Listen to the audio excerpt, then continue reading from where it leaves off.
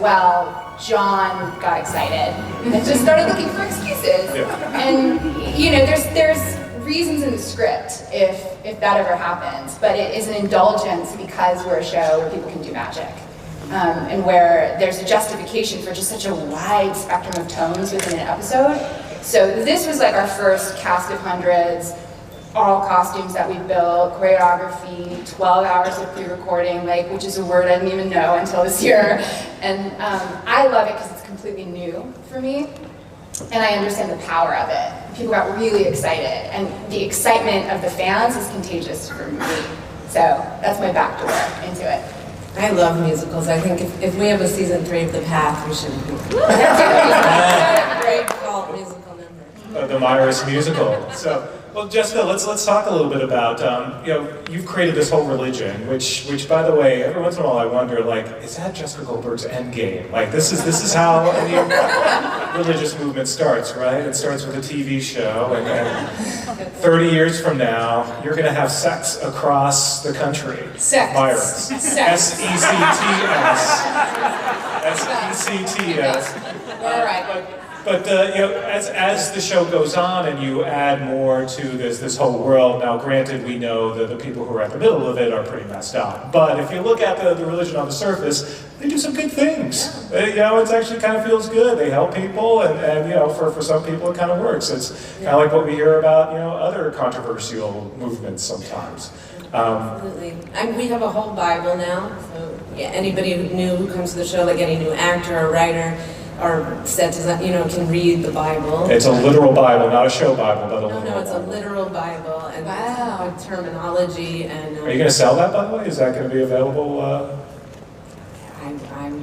Yeah, sure. I'm saying I wanted to, this is how Dianetics started, right? Jessica, how long is it?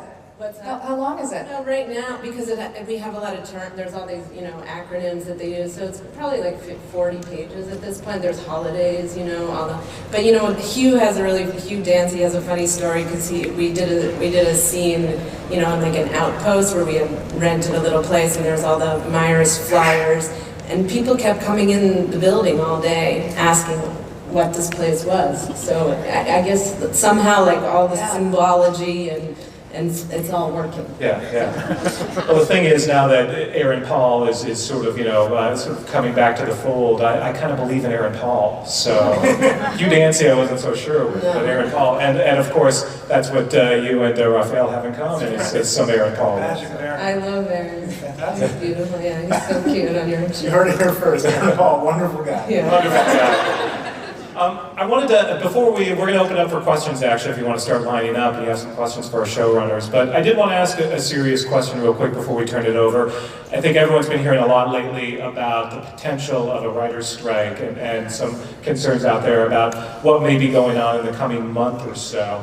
Some of you have written about it on Twitter, sort of your feelings about what's happening, what's next. Can any of you sort of jump in and sort of talk maybe briefly what this means for the writers, what the writers sort of are looking for and hoping for with the producers, and sort of where you think things might end up? Who wants to cut the third rail? Hot potato. Well, look, guys. It's a complicated situation. I think the writers themselves are still kind of figuring out what the talking points are, I guess, or what's going to happen. I think nobody wants a strike. Maybe some people do. I don't think anybody wants a strike. But also, the writers would like to be paid fairly for the work that we're doing. The business has changed a lot in the last 10 years, particularly the television business.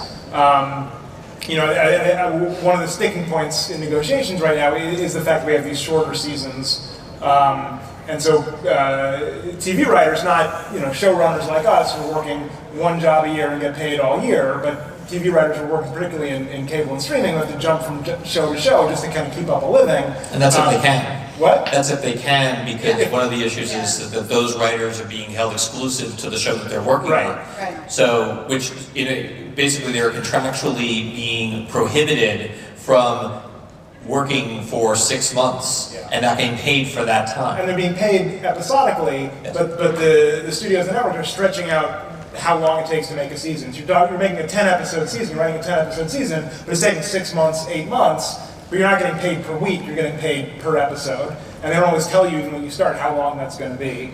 And so one of the things we're asking for is, can we get a cap on weeks per episode, which feels very reasonable to me.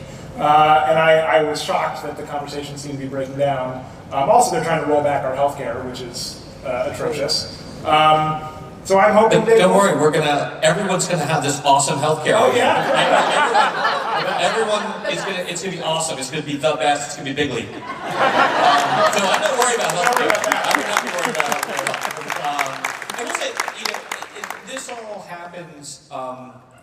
This all happens against the backdrop of peak television, and all these corporate mergers where the entertainment industry is as profitable as it's ever been. And while writer incomes have gone down, corporate profits have gone monstrously up. And the truth is, if you were to put a dollar figure to our quote-unquote demands, which we've already reduced by 50%, it was like something like 1% of the raises that they've all gotten over the last 5 or so years. So my numbers may not be perfect, but it is definitely a huge disparity. And as far as no one wants to strike, but that is our only sort of negotiating leverage. And at these studios, they're all owned by huge megalithic corporations. They can handle some tough negotiating. Trust me, they're tough. They can afford it. Yeah, give us what we demand. Free pizza Fridays. That's what this is about. More stacks. All right, first question up, please. Hi, how's it going?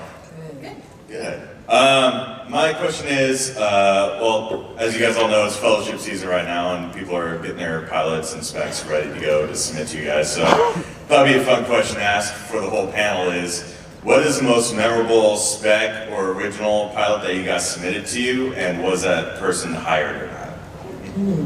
Yeah, what kind of specs are you looking I at? have an answer for that. In our first season, I got submitted this writer named Sona Patel, who's a very young writer. She was 26 at the time, and she'd written a script called Ginger Snaps that I just loved, and it was an animated show. It's basically Heathers, but it's Girl Scouts selling Girl Scout cookies, and they're like 9 years old. And it's one of the best pilots I've ever read, and Warner Brothers is making it. They're just finishing it up. It's an animated show. It has great voices in it, and so it broke through, but it also got her hired on our show. I can tell you about the best spec I haven't read but heard about. It was about a guy with meatloaf for hands who fell in love with a woman with pork chops for feet.